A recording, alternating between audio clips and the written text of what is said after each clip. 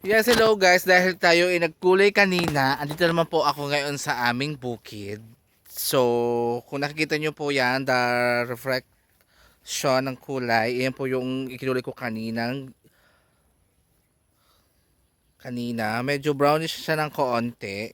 Bagamat hindi ko yung kakulay kasi ayaw ko na masyadong makulay, ay bumalik ako dito sa looban upang bisitahin ang aming baboy na pinapakain namin. Yan guys. Kung may problema kayo sa mga kanin nyo hindi nauubos kasi tip ko lang sa inyo kasi minsan ang ating mga aso nag-iinarte ang mga yan sa pagkain ng mga kanin-kanin kasi pagka busog na sila ayaw nilang kumain at ayaw nilang kainin yung mga natitira nilang mga pagkain. So ngayon, para walang masayang na tira-tirang pagkain, so nag-alaga po kami ng ayan, ng Tagalog na baboy at may papaparting pa po ako baboy galing po kay Dr. Jimmy Alvarez. So ngayon pa lang bagamat wala pa po sa akin yung baboy, thank you so much, and he is one of the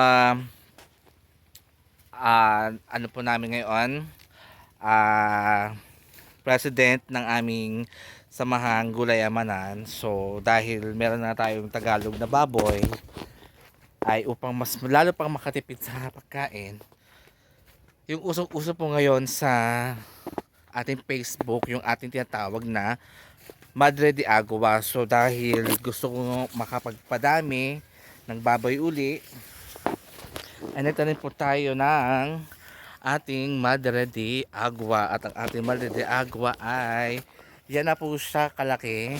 Ayan. Ito po ay makakatulong sa ating mga alagang hayop na baboy, kambing, rabbit, guinea pig at sari-sari. So dahil bukod doon sa Madre de Agua ay meron tayong pakain na ng gano'n, nakaready na.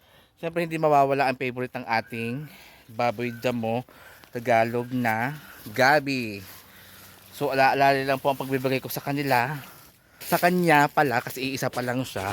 At pag dumating na yung ilang baboy, so ganun po siya. Mas mabilis at mapapadami kasi madami pong umanak ang baboy kaysa sa kambing, pero ayos din naman po ang may kambing. Ayan po, so dahil nga po tayo ay nasa bukid sa babuhay, so balikan po natin ang buhay agrikultura. Ayan po, waiting na po sa pitas, pero mga ilang araw pa po ulit bago pitasin ang ating papaya.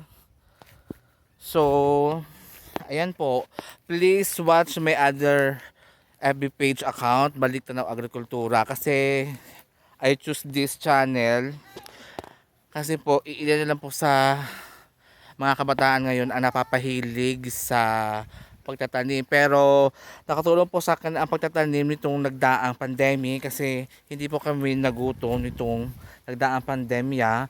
So dahil ilang taon din po tayo noong hindi nakakalabas, so yun na po yung aking kinamulatan na ang pagbabalik tanaw sa agrikultura. So ayan po, guys, ang mga papaya. Kung nagnanais kayo ng papaya, nangangailangan kayo, meron po dito sa bahay. Di po ba? Hey baby, huwag kang sumunod dyan. Sa panay. Come. Careful.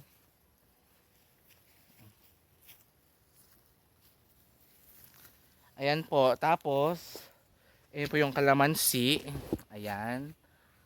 Ito pa po yung ilang kalamansi. Meron pa pong kalamansi. So dahil nag-alaga nga tayo ng mga baboy at saka kambing, yan po, kung sa nakikita nyo, yung mga bilog-bilog na yan po yung pong mga pupo o dumi ng ating mga hayop. So sa gilid po ng mga sagingan ay meron po tayong talbos ng kamote. Ayan, talbos ng kamote, guys. Ayan. Plus additional na mga ilang mga puno ng ating binuhat na ating saging. Ayan po. O di po ba? So please subscribe my other FB account, balik tanaw agrikultura. Ayan po iba pa mga saging. So yan, waiting pa po sa lahat, hindi pa po sila pwede. Plus ayun pa po ang iba. Yan, so di po ba? So ayun po ang hair ko. Oh. Hindi siya masyadong brown na brown, pero at least may konting blend ng brown. So yan. Oh, di po ba? Wala, syempre nakakatuwa din dahil bukod sa akin, may kapitbahay din kami nag-aalaga ng kambing. So andito siya ngayon, guys.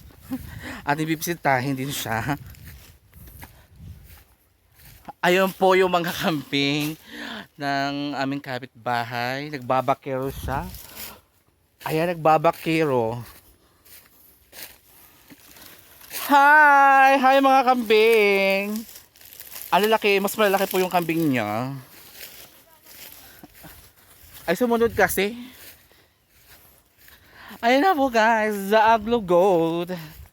Ayan. Ang lalaki po. Oh. Ayan. Yan naman po yung popo ng baka. Nakakatulong din po siyang pataba ng ating mga halaman. Ayan. Ito po ang mga kambing. Ang laki po, di ba? Hi. Payat nga yan. Ayan po. So, ang sarap-sarap pong balikan ng produktong agrikultura, guys. Tara, baby. So, yun lang po ang aking ma-share today. Please subscribe my YouTube channel, my FB page, and my Reels.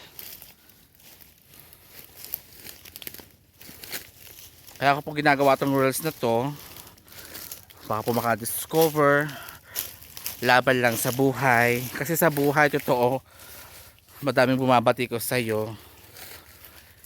Totoo yung na kahit gaano ka kasipag, once na tinamaan ka ng sakit, tsaka ng panlalait, babagsak mo at babagsak ka. Pero tao lang yan. Sa puso ko may Lord ako, alam kong hindi titigil sa pagkilos at pagtulong sa akin ang Lord.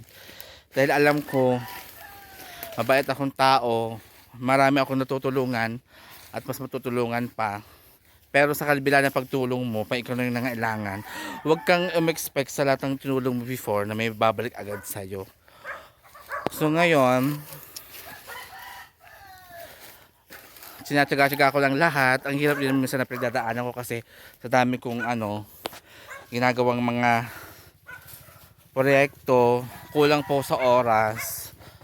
Pero alam ko sa puso ko, hindi pa ito ang huli.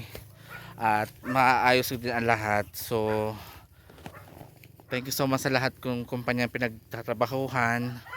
Nakakatulong naman po everyday. Dangan nga lang po't may pinagdaanan akong kaunti.